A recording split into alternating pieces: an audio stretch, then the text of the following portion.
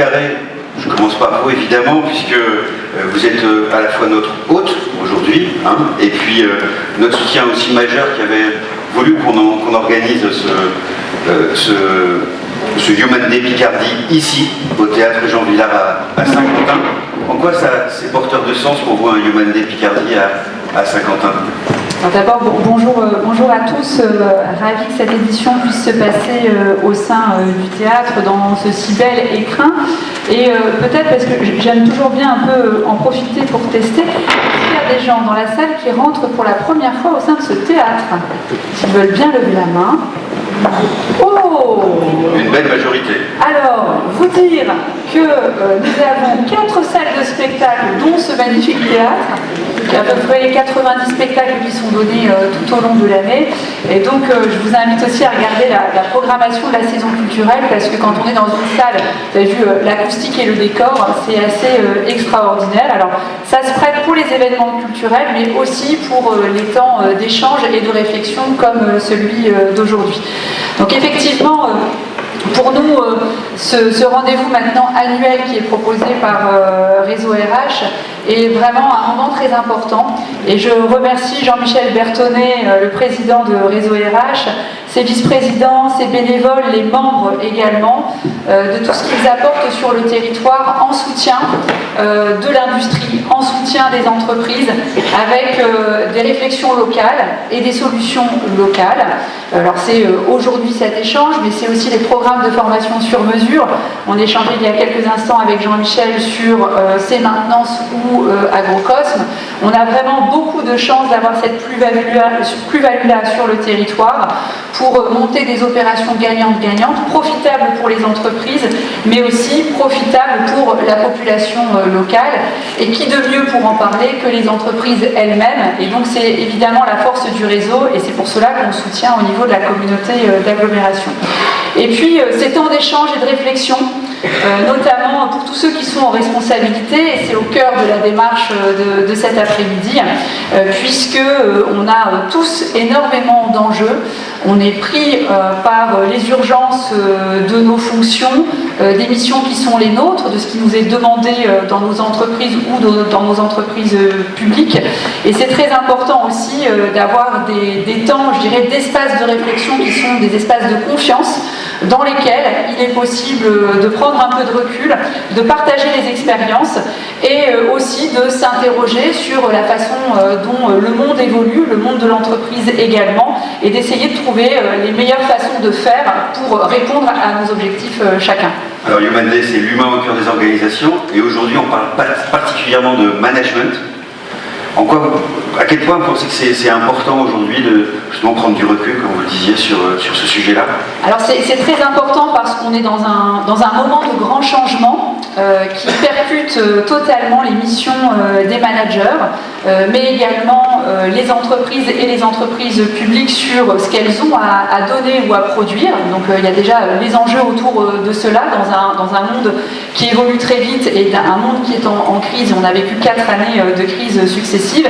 Et forcément, eh bien, ça percute le rôle des managers par rapport aux résultats qui sont attendus, mais aussi sur les aspirations ressources humaines des agents ou des salariés ou des nouveaux entrants, avec beaucoup de modifications sociétales, puisque on peut parler de cela aussi, modification des familles. On a vu en 1 ou 2 générations comment cela pouvait changer, modification aussi sur l'équilibre entre le temps de travail et le temps personnel, modification aussi sur la quête de sens dans les actions qui sont menées, et aussi des nécessités peut-être plus qu'avant de dialogue parfois plus horizontal que réellement vertical.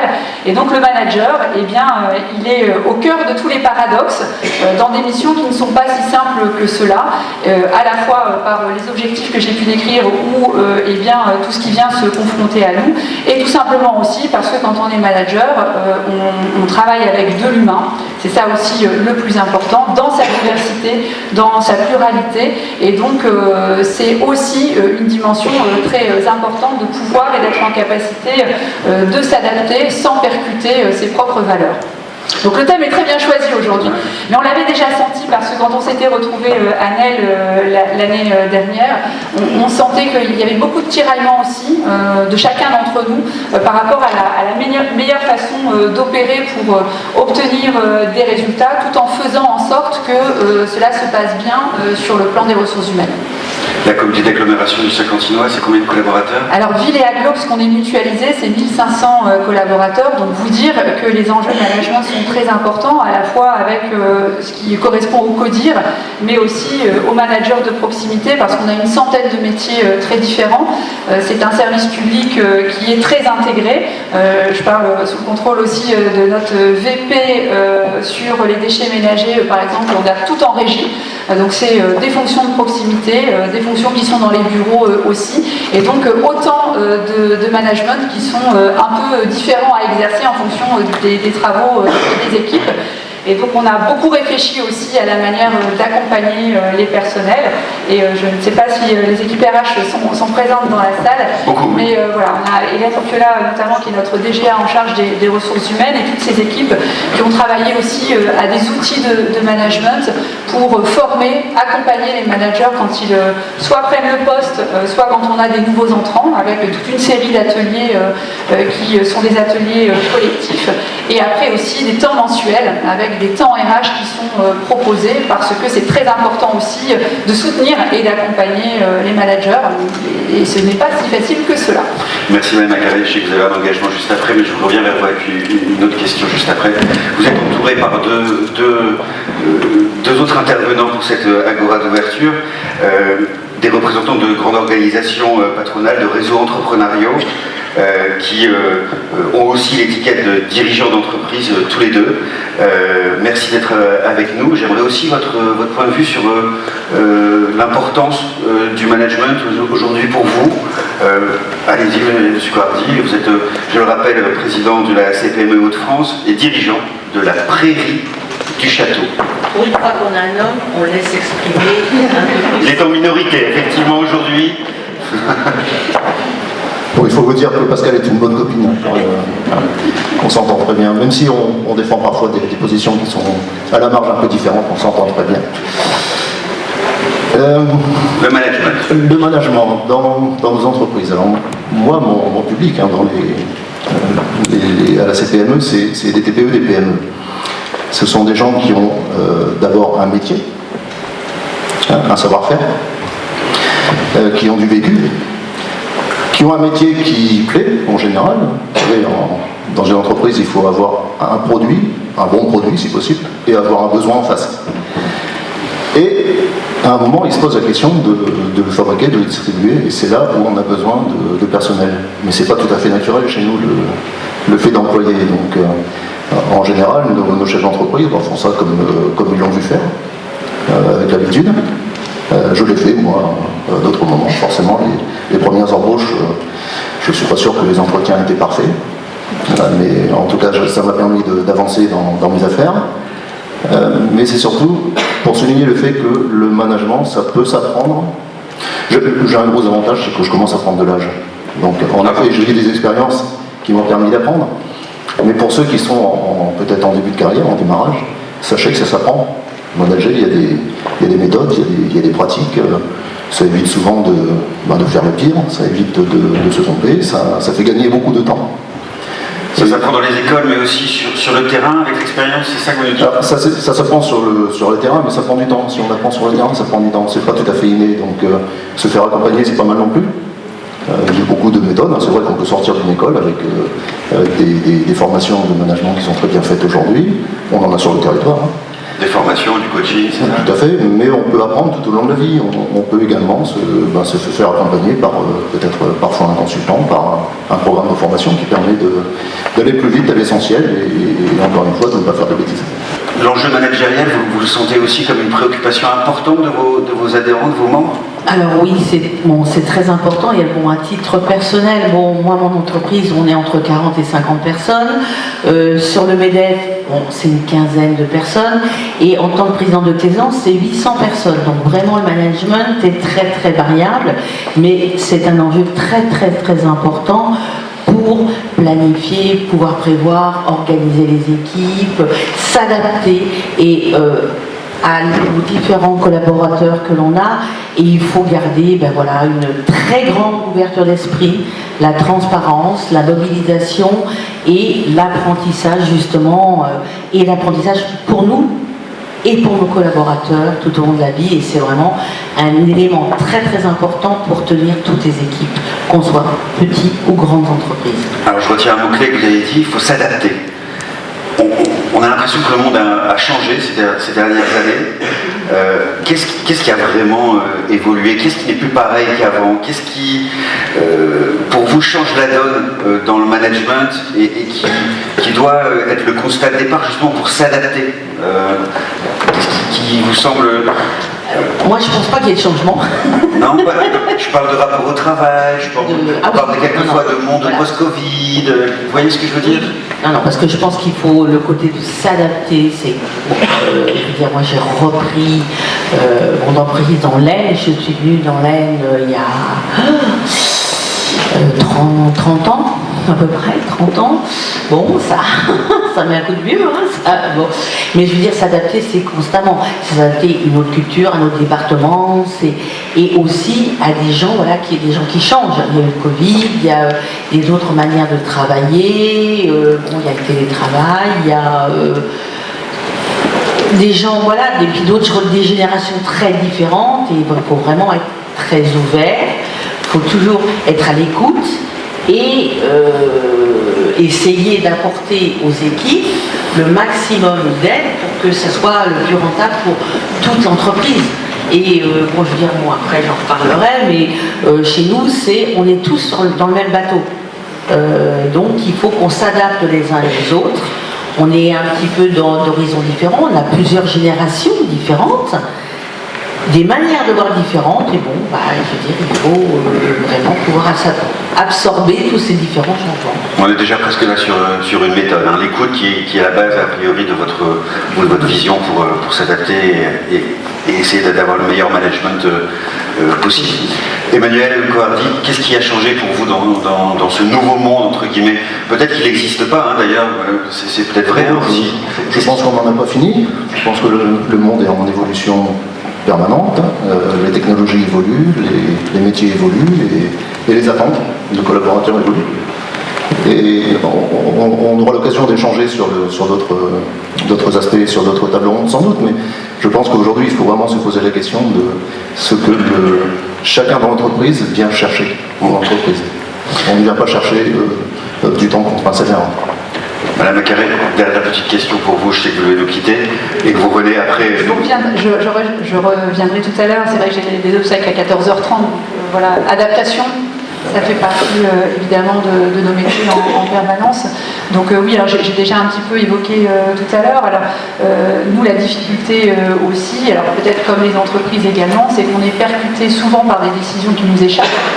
Là, on est au cœur du sujet au niveau des collectivités sur les ponctions du budget, après 4 années un peu difficiles.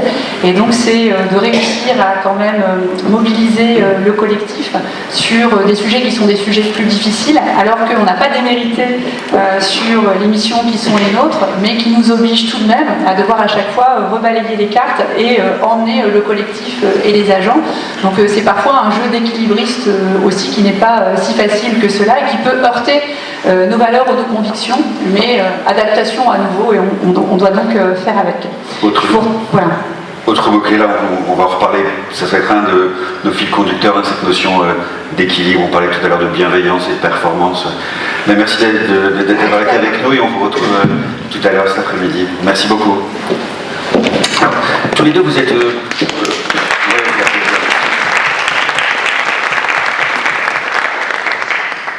tous les deux, dans vos fonctions, notamment de tête de réseau, vous avez l'occasion de rencontrer beaucoup d'autres entrepreneurs, entrepreneuses qui, eux aussi, sont en confrontation avec ces enjeux managériaux. Ça vous donne l'occasion sûrement de repérer des initiatives innovantes, des choses qui sont mises en place et qui vous interpellent, peut-être certaines qui vous paraissent prometteuses. Est-ce qu'il y en a comme ça ces derniers temps qui vous ont paru remarquables? On a beaucoup parlé d'entreprises libérées, on a beaucoup entendu parler d'entreprises qui abandonnaient une forme de management.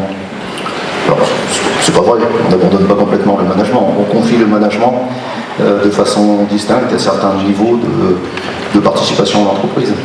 Mais c'était un bel espoir de se dire que finalement on abandonnait cette construction hiérarchique comme on a toujours connu.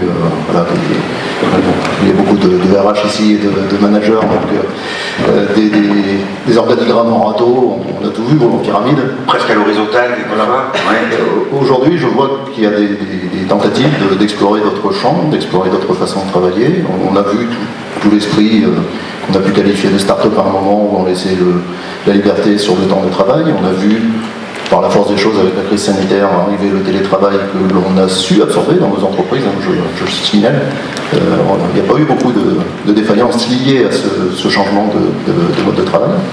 Donc on est capable d'explorer plein de champs. Maintenant, il faut prendre un petit peu de recul à chaque solution pour voir ce qui est bon pour l'entreprise, ce qui est bon pour les collaborateurs, ce qui est bon pour le management, pour que tout le monde le vive bien, et derrière s'en inspirer pour essayer de continuer à aller vers des modèles qui seront certainement optimisés par la suite. Moi, je suis encore peut-être très traditionnelle, mais alors, quand je parle, moi je parle pas de homme, femme ou autre, je parle de compétences. Hein. Je pense que c'est très très important dans nos métiers.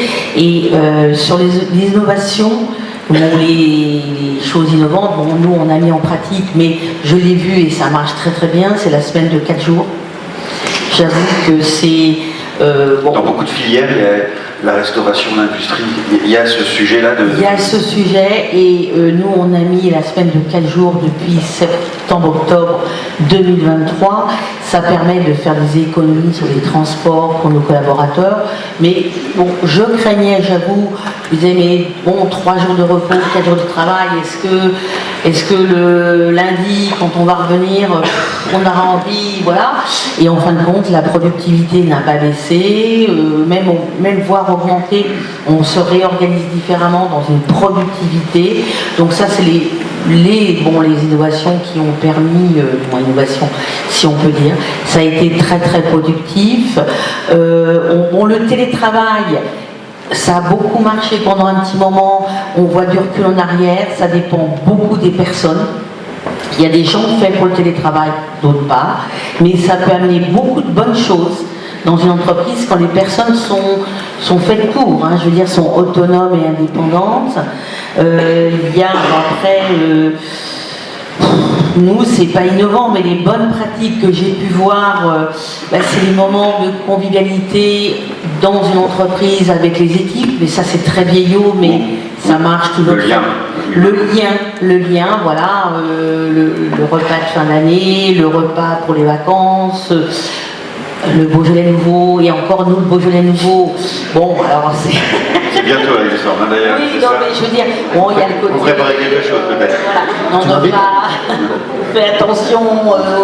Mais nous, alors je veux dire, en même temps, le Beaujolais nouveau, ce sont les chefs d'équipe. Le manager, un point de proximité, ce sont les chefs d'équipe qui l'organisent, qui payent les bouteilles, qui choisissent les bouteilles, et c'est, bon, on se dit 2 verres par personne, et là on regarde, etc., parce qu'après on retourne travailler, hein, donc voilà. Mais il y a une connivence, je veux dire, c'est des traditions françaises, ça fait partie de la vie, ça marche bien. Le repas de fin d'année, bon, on fait du karaoké, on fait... ces team building, ces incentives, etc., qui récompensent, qui permettent de passer des bons moments. Sur la semaine de 4 jours, j'aurais quand même revenir, vous avez senti que c'était bien reçu par vos collaborateurs? C'était une demande. C'était une demande C'était une demande de nos collaborateurs parce qu'on cherchait, on parlait d'économie d'énergie, de voilà comment on peut. Et c'est eux qui ont dit, nous on propose de faire une semaine de 4 jours. Alors, j'ai dit pourquoi pas, et en même temps, justement, ils sont venus me voir en disant, oui, alors une semaine de 4 jours, et en fin de mois, quand la fin du mois est le vendredi, jeudi ou vendredi, on fait là une semaine de 5 jours pour pouvoir expédier, pour gagner sur la facturation, etc. Alors là, j'étais un peu bluffé. Je dis, waouh, alors là, notre management, vraiment, si tout le monde se sent vraiment concerné, on essaye, mais je dis bravo. Bon, après, j'ai bien compris que c'était, oui, mais si vous prenez, si on fait, comme on fait traditionnellement, nos moments un peu festifs le vendredi matin, si on a une semaine de 4 jours, comment expliquer à madame ou monsieur, on va juste pour le moment de convivialité. Voilà, et là ça passera pas. Donc voilà, donc c'est eux qui ont proposé ça, et on fait donc 4 jours, et de temps en temps, sur 5 jours, pour pouvoir expédier en fin de mois et tout, et puis pour profiter de ces moments conviviaux. Et donc, mais en même temps, je me suis dit, c'est que notre équipe, elle est bien intégrée, et que on vient pas à l'usine que pour travailler. Écoutez, je vous remercie tous les deux parce que ça nous a permis de nous mettre en appétit sur pas mal de petites choses, des innovations que vous avez pu repérer dans vos fonctions, j'allais dire d'aide de réseau, mais aussi des choses que vous avez pu mettre en interne, en place, et c'est ce qu'on avait besoin pour bien démarrer cet après-midi. On se retrouvera bien sûr aussi tout à l'heure. Merci à vous deux pour ce partage, c'était très riche, et effectivement ça nous met dans la bonne perspective pour cet après-midi de conférence. Merci à vous deux, je pense qu'on peut les applaudir. Merci.